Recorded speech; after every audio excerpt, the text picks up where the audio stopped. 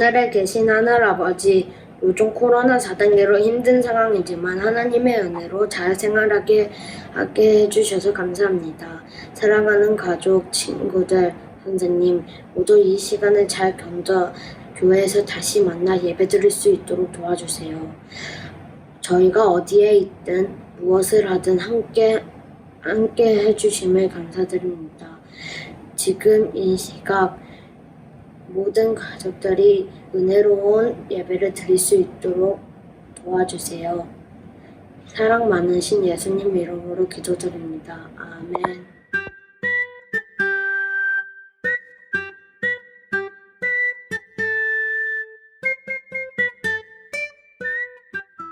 지금은 연금을 드리는 봉헌 시간입니다. 헌금뿐만 아니라 우리의 몸과 마음이 하나님의 것임을 기억하길 바랍니다.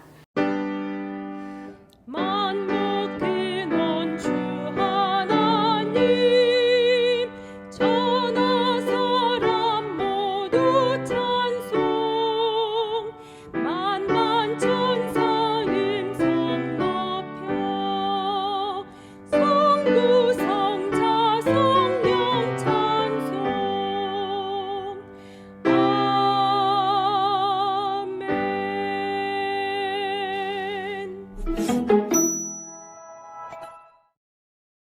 7월 17일 별별 뉴스입니다.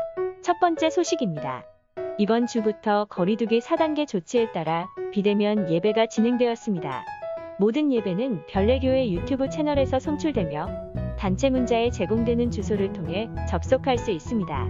비대면 예배 기간은 다음 주 안식일까지이며 정부 조치에 따라 기간이 변경될 수 있습니다. 다시 시작된 가정 예배가 하나님을 만나는 거룩한 예배가 될 수 있도록 기도해 주시고 최선을 다해 임해 주시기 바랍니다. 두 번째 소식입니다. 이번 주로 예정되어 있던 어린이 성경학교가 8월 6일 7일로 연기되었습니다. 모든 순서는 온라인으로 진행되며 참여를 원하시는 분은 어린이 부장인 김희경 집사에게 신청하기 바랍니다. 세 번째 소식입니다. 우리 교회 도농천사회에서는 품질 좋은 물품을 시중가보다 저렴하게 성도들에게 제공하고 있습니다. 현재 단체 문자를 통해 물품을 홍보하고 있으며 구입을 원하실 경우 심우봉 장로 혹은 문자에 안내된 담당자에게 신청할 수 있습니다. 혹 단체 문자를 받지 못했거나 추가로 문자를 받기 원하시는 분은 도농천사회 회장인 심우봉 장로에게 요청하시기 바랍니다. 품질 좋고 가격 좋은 물품을 수령할 수 있는 좋은 기회를 적극 활용하여 유익을 얻으시기 바랍니다. 네 번째 소식입니다. 헌금 방법을 안내드립니다. 먼저 계좌이체를 통해 헌금하실 수 있습니다. 화면에 보이는 계좌 번호를 참고하여 해당 헌금 계좌에 입금하면 됩니다. 또한 주중에 1층 목회실로 오시면 준비된 헌금함에 헌금할 수 있습니다. 그럼 오늘도 행복한 안식일 되세요.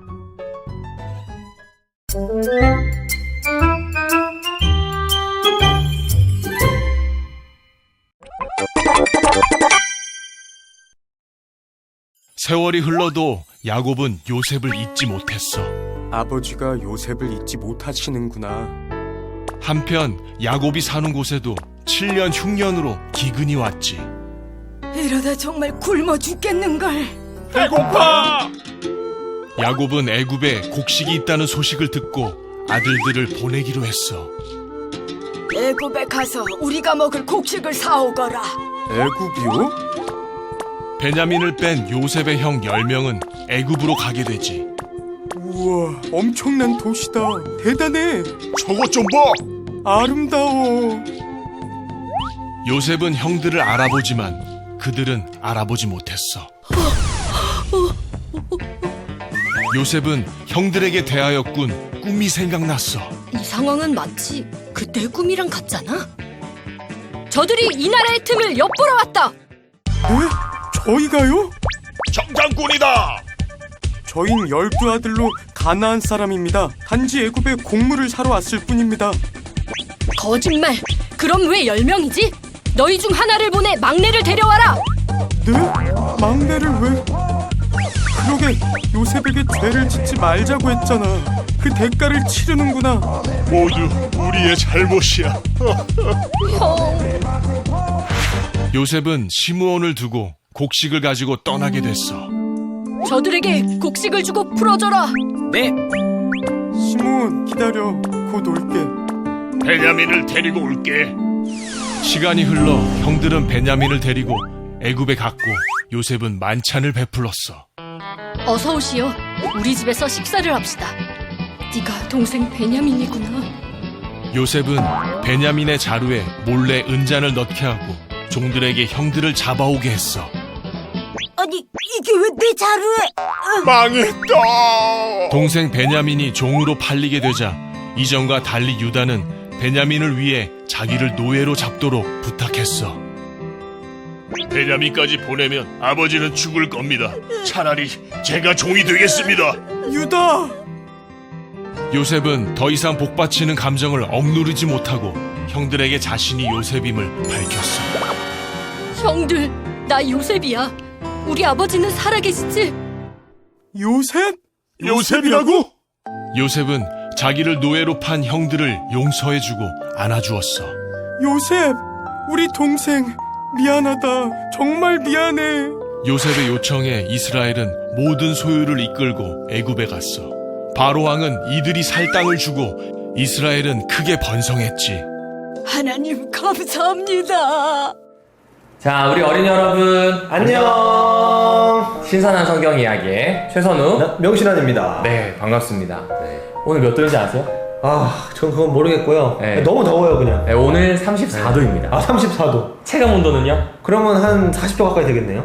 정확합니다. 진짜 너무 더워요. 너무 습기 더워. 때문에 오늘 우리가 느끼는 체감 온도는 장난 아닙니다. 지금 저기 에어컨을 켜놨는데 이 촬영 현장이 이렇게 더울 줄 누가 알았겠습니까? 그러니까요.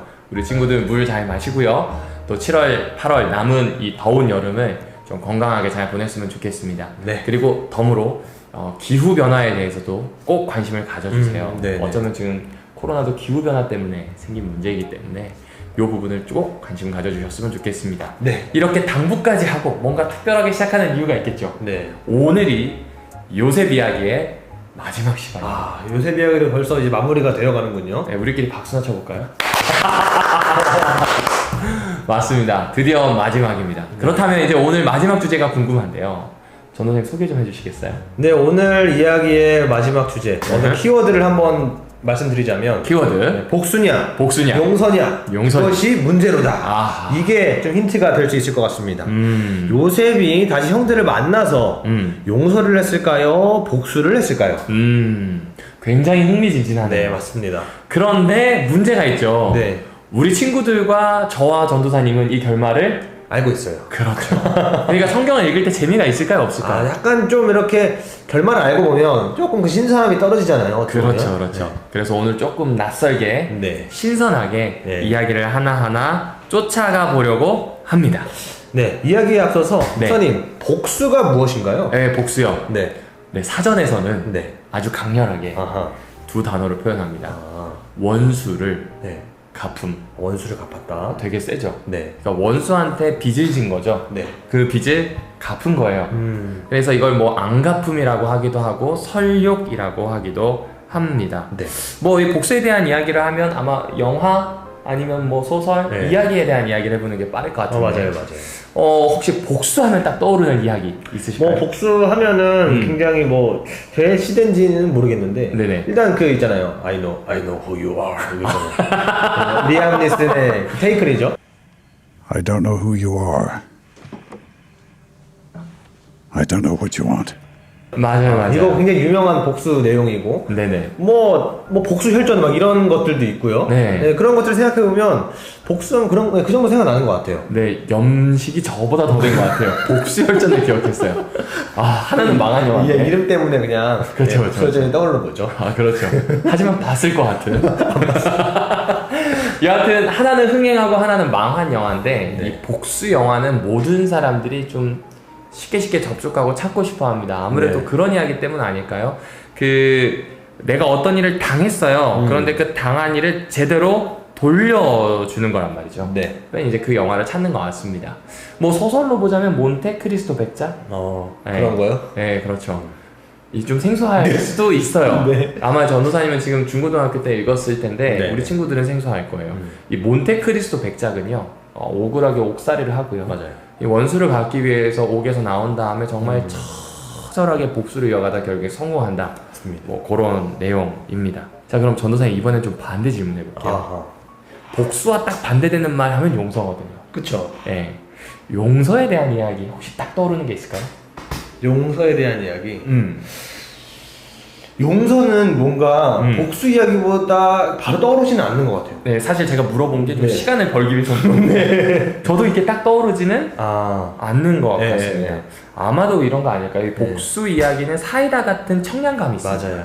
근데 용서 영화는 한 고구마 한 100개를 먹은 것처럼 맞아요. 이 사람이 이렇게 막 꾸역꾸역 참기도 하고 때로는 그 어려운 거 막 여기 속이 막 보는 사람이 더 답답할 만큼의 그런 이야기들, 그리고 결국에는 용서라고 하는 어쩌면 좀 힘이 없는 결말, 그렇게 생각할 수 있는 이야기들 때문인 것 같아요. 그런 것 같아요. 저도 생각해봐도 최근에 뭐 빈센조인가요? 그것도 이제 막 엄청 복수하는 내용이거든요. 그게 굉장히 인기가 또 많았어요. 그렇죠. 용서하는 뭐 예를 들어 영화 이야기 생각해보면 바로 생각나지 않는 게 현실인 것 같아요. 맞습니다. 네. 맞습니다. 그러면 오늘은 그 찾기 힘든 복수, 그 용서 이 사이를 왔다 갔다 하는 어떤 요셉에 대한 이야기를 살펴보면서 용서에 대한 이야기를 좀 해볼 수 있겠다 하는 생각이 듭니다. 야곱은 애굽에 곡식이 있다는 소식을 듣고 아들들을 보내기로 했어. 애굽에 가서 우리가 먹을 곡식을 사오거라. 애굽이요? 베냐민을 뺀 요셉의 형 10명은 애굽으로 가게 되지. 우와, 엄청난 도시다. 대단해. 저것 좀 봐. 아름다워. 요셉은 형들을 알아보지만 그들은 알아보지 못했어. 솔직히 사소한 잘못들은 뭐 좀 가벼운 것들은 그렇죠, 용서할 그렇죠. 수 있을 것 같아요. 네. 그런데 좀 그런 거 있잖아요. 가족에 대한 나의 상처. 그리고 좀 넘어서서 요셉은 좀 특수한 상황이잖아요. 그렇죠. 인신매매를 가져간다. 어떻게? 진짜 이거 좀 잔인한 이야기인 것 같아요. 단어가 참 듣자마자 확 오네요. 네, 이거는 정말 용서하기 어려운 힘든 일인 것 같습니다. 사실 나중에 이제 요셉이 형제들을 시험하는 이 부분이 어찌 보면 좀 한편으로는 좀 복수하는 부분이 아닐까 이런 생각이 좀 들었거든요. 맞아요. 충분히 그렇게 생각할 수 있습니다. 그런데 이게 굉장히 좀 뭐라 그럴까요? 무거운 이야기입니다. 묵직한 이야기인 게, 형들은 아마 요셉을 팔고 난 다음에 정말로 죽었다고 생각했던 것 같아요. 성경에서 보면 죽었다라고 생각했고, 야곱 역시 형들을 믿지 않았지만 요셉 혼자서 그 사막이나 아니면 이집트에 갔다, 이집트에 혹 있다 하더라도 버티지 못했을 것이다 라고 생각합니다. 그냥 죽은 사람이 된 거죠. 그러니까 더 이상 뭐 요셉을 찾으러 나가지도 않았어요. 창세기에는 요셉 찾으러 나갔다 뭐 그런 감동적인 이야기 없어요. 그리고 요셉도 한번 볼까요? 요셉도 감옥을 나와서 총리가 된 다음에 꽤 오랜 기간 이 감흥을 준비했을 거란 말이죠. 그런데 그 사이에 아버지의 집이 어디 있는지도 이제 알고 갈 수 있는 힘도 있거든요. 안 갑니다. 그건 아무래도 가족에게 인신매매를 당했다, 이게 크게 작용하지 않았을까. 또 가더라도 뭘 할 수 있는 게 없는 거죠. 아버지가 생존해 계시지 않는다면 뭐 의미가 없는 거잖아요. 맞아요. 다들 이복 형제고 하니까 그냥 서로 그렇게 가슴에 묻고 지냈던 것 같습니다. 그런데 창세기 저자는 굳이 기근이라고 하는 상황이 있었고 그 기근이라고 하는 상황에서 야곱의 아들들이 만났다? 굉장히 잔인해 보이잖아요. 막 서로가 서로에게 안 좋았던 것들이 이제 이 역전이 되어서 요셉으로부터 막 거친 말들이 나오고 거친 대우들이 나오고 막 이렇게 되거든요. 이거 아무래도 가혹한 자비라고 보는 게 맞는 것 같아요. 분명 형제들과 요셉에게는 과거의 그 쓰라린 상처가 떠오르고 잘못과 죄책감으로 막 뒤엉킨 시간이었겠을 거예요. 그러니까 가혹하죠. 아주 혹독합니다. 하지만 그 과정을 겪어서 결국에는 가족이 합쳐져요. 또 이 야곱의 가족들에게 구원이라는 게 오게 됩니다. 이 실제적으로 구원이었죠. 기근을 피해서 이집트로 갈 수 있게 되니까요. 그러니까 이거는 사실 하나님이 만들어 놓으신 좀 가혹한 자비라고 보는 게 맞는 것 같아요. 복수와는 조금 거리가 있다, 이렇게 생각하시면 좋을 것 같습니다.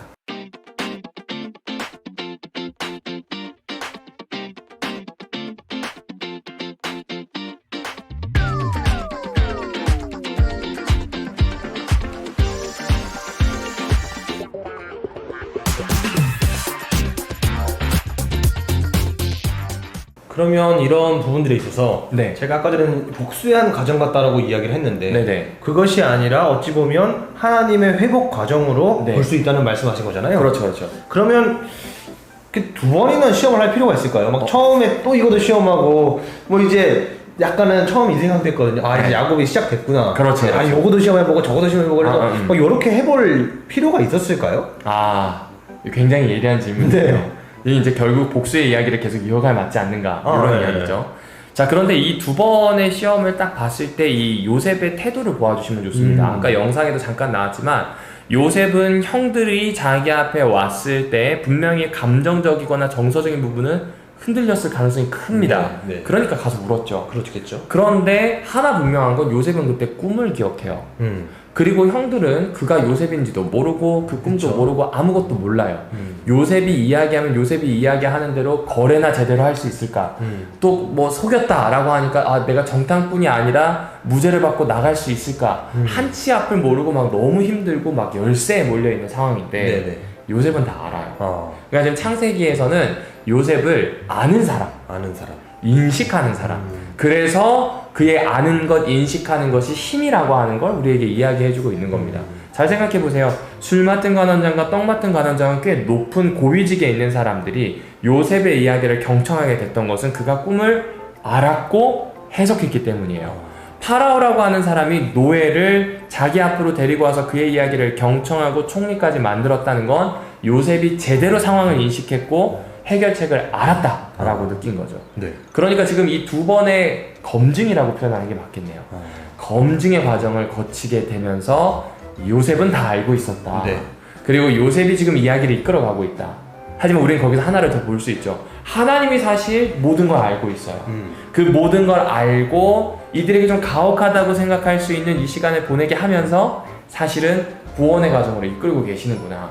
그분의 전지함, 그것이 전능함으로 요셉을 통해서 마치 우리에게 좀 드러나는 것 같다. 이렇게 생각해 볼 수 있습니다.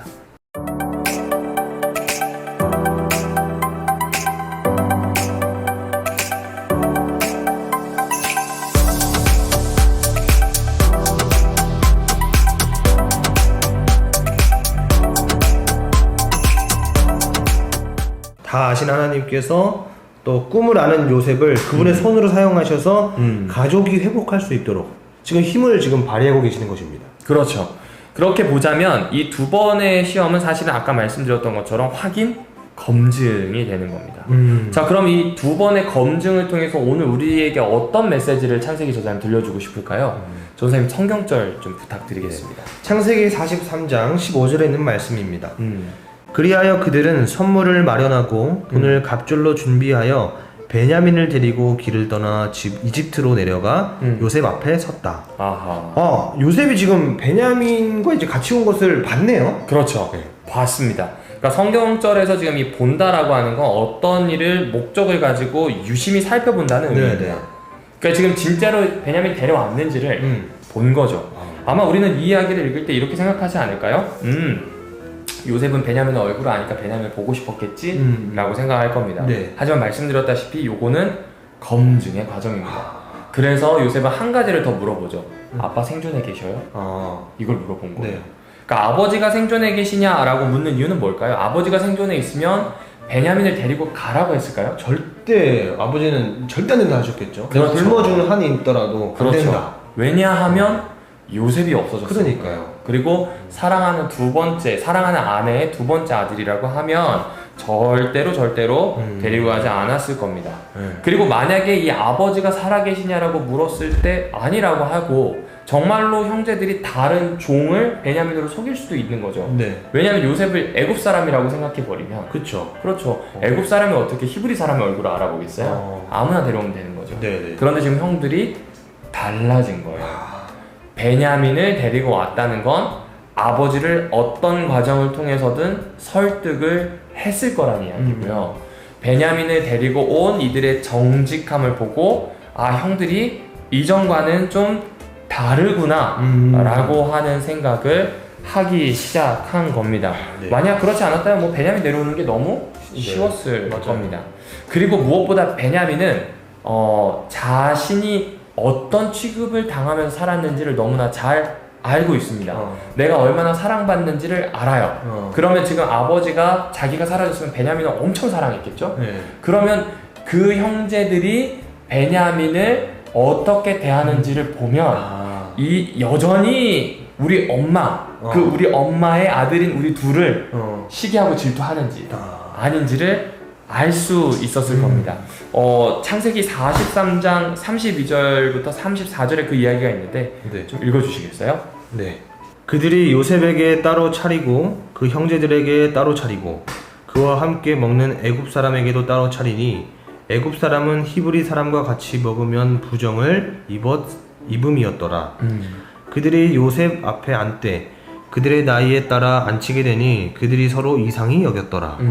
요셉이 자기 음식을 그들에게 주되 베냐민에게는 다른 사람보다 5배나 주매 그들이 마시며 요셉과 함께 즐거워하였더라. 네, 여기 보면 이상히 여겼다 나오죠. 네. 나이 순으로 앉혔더니 이상하게 여겼대요. 그쵸. 이 나이 순으로 앉혔는데 이상하게 여겼구나, 이상하게 여겼구나 이게 아니라 소스라치게 놀랐다는 의미입니다. 네. 이건 지금 뭔가 잘못되어 간다고 느끼는 거예요. 하지만 이게 왠지는 모르고 불안함만 있는 거죠.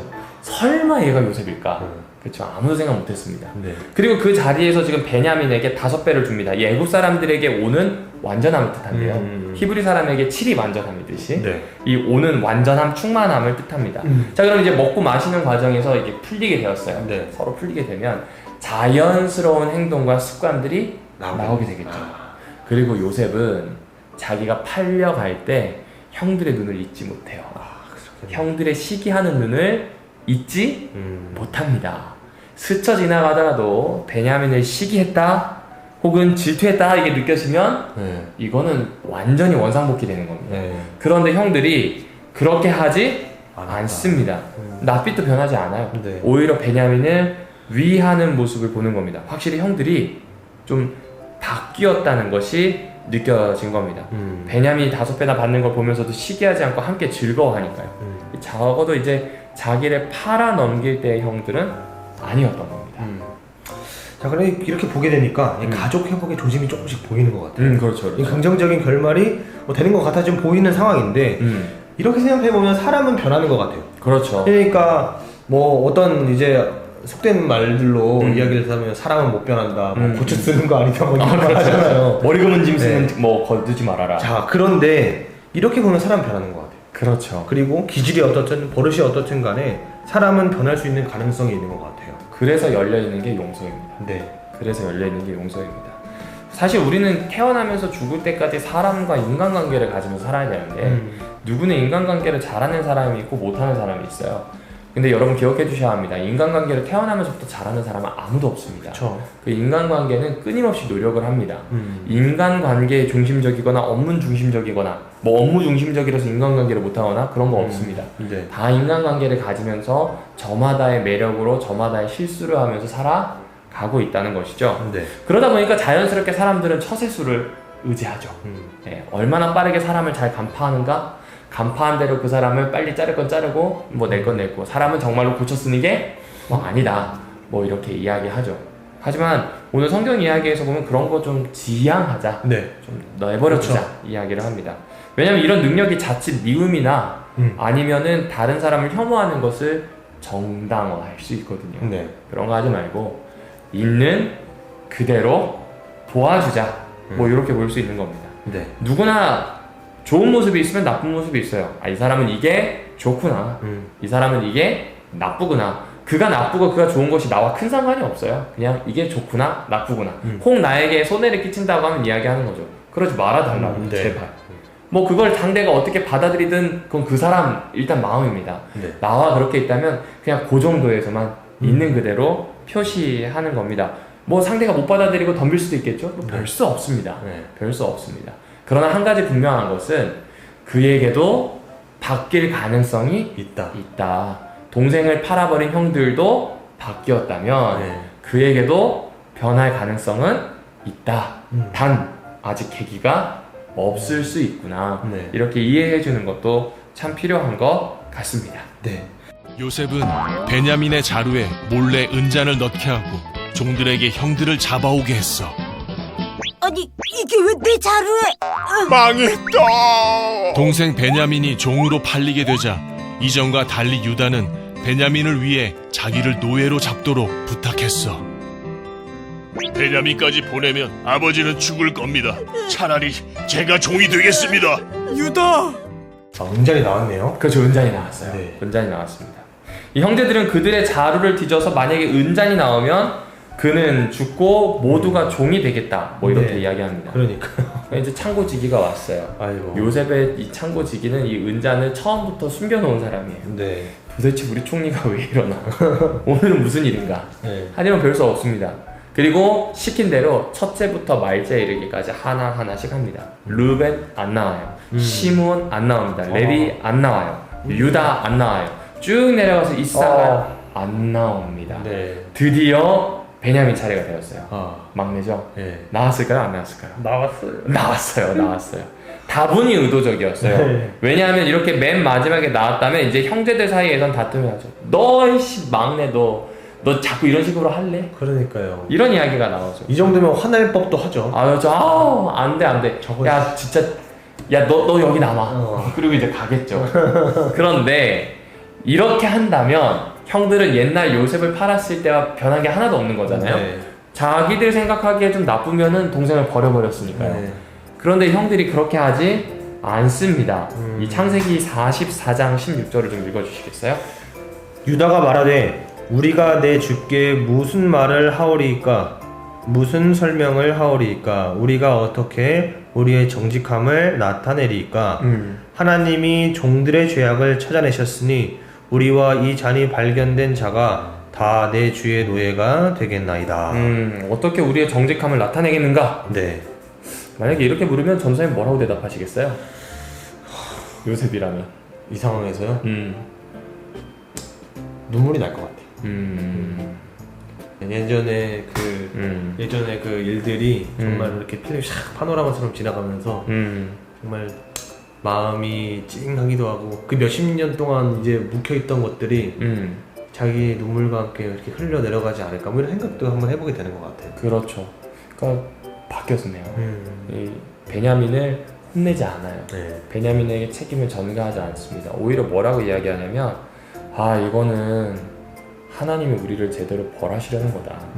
이렇게 끊임없이 지금 우리 형제에게 어떤 일이 생기는 건 시므온이 갇히고 베냐민을 데려와야 했고 다시 베냐민을 여기 남겨야 되는 건 이거 우리가 옛날에 요셉을 잘못 대했기 때문이다. 자, 그러니 이거는 하나님에게 벌받는다 생각하겠습니다. 당신도 신을 믿고 나도 신을 믿으니 아시지 않습니까? 나 그렇게 생각하겠습니다. 단 베냐민은 돌려보내주세요. 우리 10명은 볼모로 잡아도 되는데 네. 베냐민은 보내달라고. 베냐민은 아버지와 생명이 서로 연결되어 있다. 아버지를 이해한 거예요. 옛날에 그냥 어렸을 때는 왜 요셉만 싸우더냐고 네. 막 그랬을 텐데 아니라고요. 아버지랑 생명이 연결되어 있다고. 요셉도 그와 좀 비슷한 모습 아닌가요? 제가 청리가 된 건 제가 잘나서입니다. 이렇게 얘기 안 해요. 네, 그렇죠. 하나님이라고요. 꿈도 주신 분도 하나님이고 해석도 하나님이 하실 거라고. 총리가 된 것도 다 하나님이라고. 이 유다와 이 요셉의 모습을 통해서 이 두 집단이 어떻게 바뀌었는지, 요셉을 위시한 이집트에서 살고 있는 야곱의 후예들이 어떤 모습이었는지, 또 야곱과 함께 있었던 유다를 위시한 그 형제들이 어땠는지를 보여주는 거죠. 다들 하나님 안에서 이만큼 넓어지고 요만큼 깊어진 거죠. 이 모습이 바로 여기에 드러나게 됩니다. 그러니까 22년의 세월이 허투루 간 것이 아니에요. 요셉이 형제들이 오자마자 하나님이 계획하신 것이 이루어지나 보다. 그런데 나는 그 계획이 이루어진다는 걸 알고 인식했고 어쩌다 보니 준비가 되어 있는데 내 형제들은 어떻지? 검증을 해보자. 베냐민 데려와. 식사한 다음에 은잔 나왔을 때 너 베냐민 남아 라고 했을 때 이때 형제들이 보여준 모습은 그렇구나. 이제 확실히 하나님이 우리 집안을 살리실 수 있는 모든 준비를 해주셨구나. 네, 그렇죠. 그래서 단 한 번도 형제들에게 무례하게 하지 않습니다. 네. 이후에도 나오지만 형들은 날 무서워하지 말라고 이야기합니다. 하지만 형들은 이 죄가 있으니까 네. 너무 무서웠던 것 같아요. 네. 아버지가 유언할 때 제발 형제들 죽이지 말아달라고 그 유언을 아버지한테 시킵니다. 참 다르죠? 네. 요셉은 단 한 번도 그렇게 생각하지 않아요. 오히려 자기가 죽을 때 형과 혹은 이 형의 후예들이 좀 남아있잖아요. 거기에 이야기하죠. 제발 이 가나안으로 들어갈 때 내 뼈도 좀 챙겨달라고. 나 이집트 사람 아니니까. 너무 다르죠? 네. 너무 다릅니다. 하지만 중요한 건 지금 서로가 서로를 용서할 수 있을 만큼 성장했다는 것이죠. 자, 오늘 이제 신선한 성경 이야기는 마무리되었습니다. 네. 오늘 이야기를 한마디로 이야기하면 뭐 복수냐 용서냐 아니면 뭐 화해했냐 안 했냐 뭐 그런 이야기 아닙니다. 모든 사람에게 용서해야 된다 그런 이야기 아니에요. 하나님께서 이끄시는 삶 안에서 유다를 위시한 형제들과 요셉이 바뀌어갔다는 거죠. 어떻게 바뀌어갔다고요? 하나님의 뜻을 알아갈 수 있는 상태로 바뀌어갔다는 겁니다. 그 안에서 자신들이 그토록 힘들게 여겼던 죄의 문제와 죄책감, 자신이 그토록 힘들게 여겼던 내가 몰랐으면 나았을 뻔한 그 꿈을 서로 새롭게 해석할 수 있는 기회가 생겼다는 거죠. 코로나 정말 지독하기 싫습니다. 뭐 다시 있으면 안 될 것 같아요. 그런데 별 수 없어요. 살아내야 합니다. 그럼 이걸 나중에 돌아보았을 때 우리는 이걸 어떻게 해석해야 할까요? 어떻게 바라보아야 할까요? 하나님은 이 일을 통해서 우리에게 어떤 모습을 보여주고 싶어 하실까요? 그런 작은 하지만 확실한 기대를 가지고 좀 살아냈으면 좋겠다 라는 생각이 듭니다.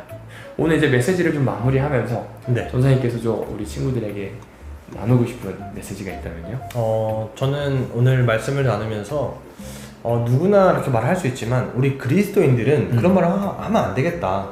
사람 근처서 쓰는 거 아니라든지 우리 예수님을 믿는 사람들은 다 누구나 죄가 있고 또 그리고 그 죄 가운데에서 어려움을 겪고 있는 가운데 우리가 예수님을 통해 변화한 사람들이잖아요. 그렇기 때문에 우리가 그런 말을 참 막 함부로 입 밖으로 하면 안 되겠다라는 생각을 하게 됐고요. 그러면서 어릴 때 제가 봤던 한 장면이 떠오르는데요. 교회에서라든지 엄청 말 안 듣는 애가 있었어요. 그런데 그 부모님이 이 아이를 위해서 정말 열심히 기도하고 또 그리고 또 훈육을 또 하고 또 그리고 또 이제 혼내기도 하고 이렇게 달래기도 하면서 정말 그 아이를 정말 열심히 이 아이가 변할 수 있다는 믿음을 가지고 열심히 이 아이를 이제 훈육을 하셨거든요. 네네. 결국에 그 아이가 제 자리를 잡더라고요. 모두가 쟤는 안 될 거야 라고 했던 그 애가 그 부모님의 사랑으로 그리고 그 변화할 수 있다는 그 믿음으로 그 변화된 그 과정들을 보면서 오늘 이야기에 요셉이 변한 것처럼 그리고 형제들이 변화했던 것처럼 우리가 하나님을 믿는 믿음 안에서 우리는 죄된 우리의 속성들을 버리고 변할 수 있다라는 그 믿음을 오늘 이 이야기를 통해서 함께 나누고 싶었습니다. 너무 감사합니다. 누군가를 이렇게 가능성 있게 봐주는 것 그리고 하나님께서 나를 알아가도록 하나님을 더 알아가도록 만든다는 것 이 두 가지를 기억하고 다음 주에는 더욱 신선한 이야기로 궁금하죠? 그 다음에 뭘지 아직 못 정했어요. 부담스러워. 이제 어떻게 더 신선해야 되나. 한번 우리 그 이야기를 나눠보도록 할게요. 자, 우리 힘차게 인사할게요. 어린이 여러분 안녕.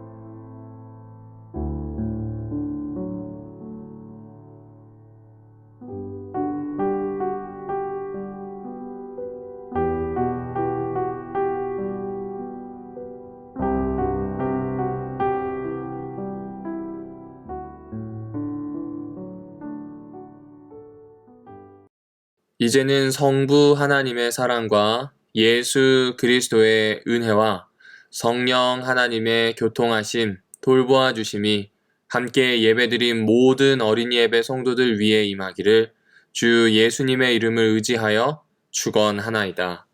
아멘.